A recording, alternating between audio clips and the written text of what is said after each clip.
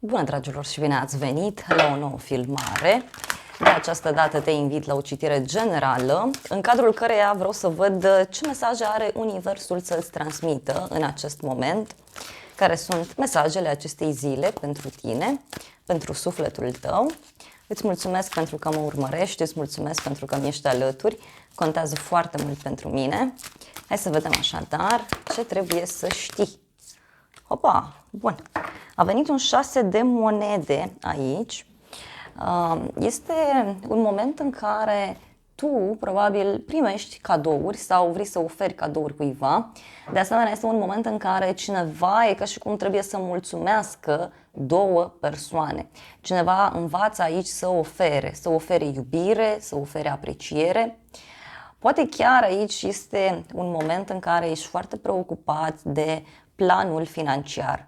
Poate ai niște cumpărături importante de făcut, însă văd că ești într-un moment în care reușești să te echilibrezi pe toată ideea aceasta de a da și de a primi. Da? Bun. Apoi, avem aici valetul de monede. Da, este un moment în care înveți ceva, da? Fie înveți cum anume să îi tratezi pe ceilalți, fie ești într-un moment în care încerci să studiezi mai mult zona aceasta financiară sau chiar poate încerci să convingi o persoană de o anumită situație. Da? Hai să vedem în continuare, pentru că eu văd aici foarte mult echilibru între a primi și a da. Fie ai reușit să înțelegi secretul iubirii, secretul abundenței și aici toată povestea ține de a da și de a primi în egală măsură, că acolo e problema. 2 de monede, deci se accentuează această idee de dualitate. E ca și cum dai bani într-un loc, apoi primești banii aceștia. Sau văd că cineva este foarte prins aici între două situații, două orașe, două locuri de muncă, două case, două relații, foarte multă dualitate, două locuri diferite. Și se pare că în acest moment trebuie să se ia o hotărâre. Da? Văd aici o persoană înțeleaptă, o persoană care este foarte rațională și care ție îți poate oferi niște vești bune. Ție pur și simplu îți poate oferi niște idei foarte benefice, foarte frumoase. Au ieșit multe cărți. În primul rând avem Arcana Majoră, Eremitul, care vine din nou cu multă înțelepciune, o legătură aici cu Zodia Fecioară pentru unii dintre voi.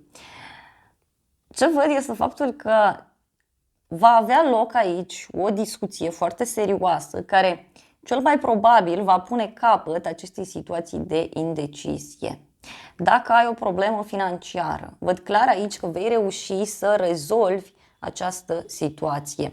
Văd niște sfaturi bune de la o persoană matură, de la o persoană cu o experiență foarte mare de viață. Da?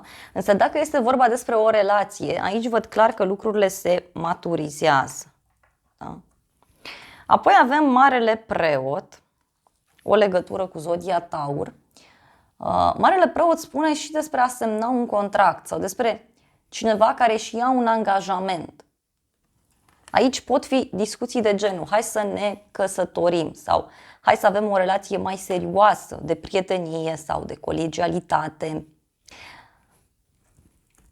Iar ultimul mesaj, da, pe care Universul ți-l transmite din partea acestui tarot este Arcana Majoră, Lumea, care vine cu o eliberare foarte puternică. Deci aici e clar că tu vei reuși să închizi o karmă, vei reuși să te eliberezi dintr-o situație dificilă, e ca și cum reușești să te așezi la casa ta.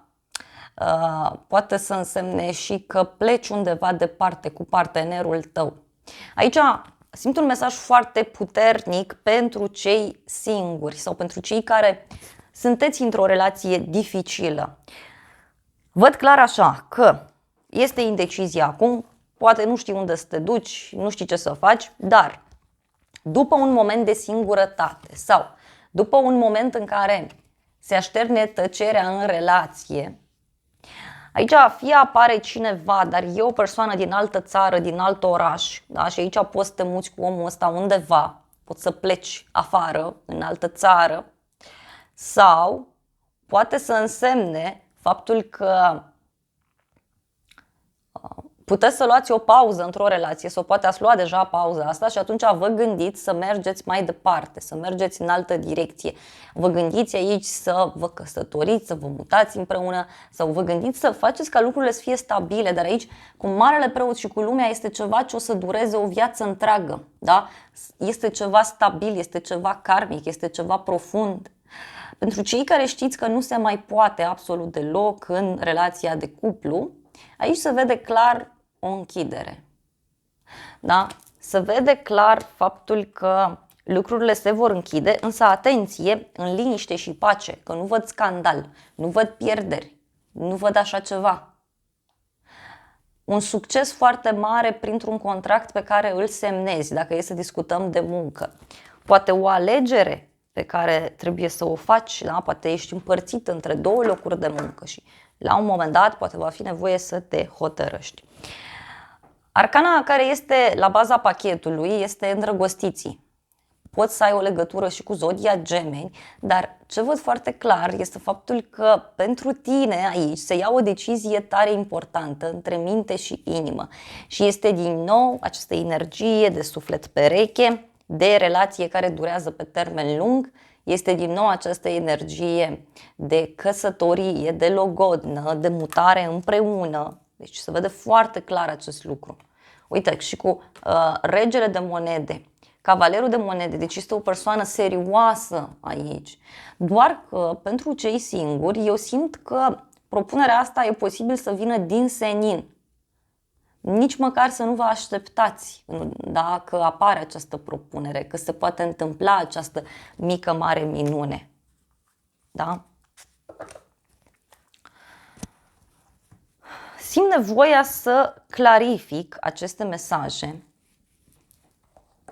Vreau să clarific mesajele pentru că ceva este ciudat aici, o să vă explic imediat.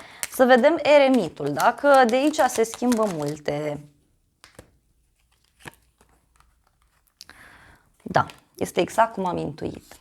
Deci aici urmează o discuție foarte serioasă cu persoana iubită, cu partenerul tău. Sau un moment în care mergi, meditezi, mergi la un terapeut, mergi undeva și fie această discuție cu partenerul, dar este o discuție foarte serioasă, nu-i cu scandal, da? În care fiecare spune adevărul, în care discutați foarte serios despre viitor, da? Deci după discuția asta se schimbă tot. Sau, v-am spus pentru cei singuri, este cineva aici pe care îl întâlniți și care o să vă ofere niște sfaturi extraordinar de bune. Da? Extraordinar de bune. Este o persoană care îi place mai mult să fie izolată, este o persoană care îi place foarte mult natura, îi plac foarte mult animalele. Uite, da? Un bărbat aici care e supărat și care trebuie să pună punct la ceva. Să vedem Marele Preot. Da, Marele Preot spune din nou despre o relație pe termen lung. Uite, dacă ești femeie, aici tu poți să rămâi și singură la un moment dat, adică vă iubiți până la adânci bătrâneți, da? Vă iubiți până când sunteți scoși din această lume fizică și poate continuați relația dincolo, nu se știe. Da? Poate să însemne, atenție, pentru unii și un contract pe termen lung, da? Care apare, dar și o mutare, văd aici, o mutare, o relocare. Să vedem lumea ce vrea să zică.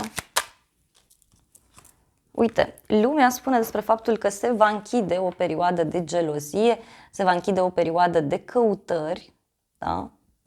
Se va închide această perioadă. Însă mai am o informație. Simt aici o persoană care nu are suficientă încredere în această situație, în această relație și atunci va rămâne mereu, da, acel lucru. Însă, ce mi s-a mai arătat, uite, ochiul și cu acest cufăr cu bani. Deci e ca și cum împreună atingeți abundența, împreună atingeți bucuria, atingeți bogăția. Da? Însă, dacă ai întrebat de muncă, aici văd că ți se oferă un contract de studii, un contract sau înveți ceva nou, pleci. Da? E un contract aici pe termen lung, dar e ceva ce o să-ți schimbe viața. Da? Bun. Hai să vedem îngerii romantici ce zic despre această situație, ce trebuie să știi. Ei, îngerii zic așa, să ofere acestei relații o șansă, să lucrezi la acest parteneriat sau să lucrezi pentru pasiunea ta, să lucrezi cu sufletul dintr-un anumit punct de vedere. Deci dacă este vorba despre o relație, ți se spune să oferi o șansă acestei persoane, acestei relații. Da? Chiar dacă, uite, eu văd aici că în unele momente nu prea mai există atracție, nu prea mai există dorință de a continua. Uite, este o puternică atracție, este o puternică chimie, câteodată, da? Uneori nu-i deloc. Și este în siguranță pentru tine să iubești, să-ți deschizi inima, să oferi și să primești cea mai mare energie dintre toate. Foarte frumos acest aspect.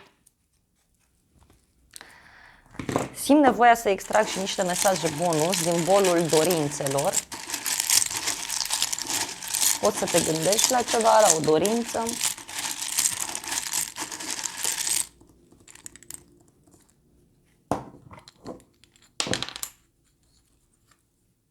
Avem primul mesaj, lumină, non-culoarea alb,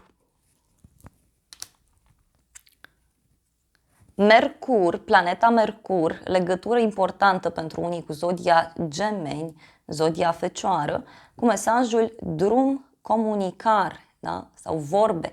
Aici poate e nevoie de o discuție sinceră. Da?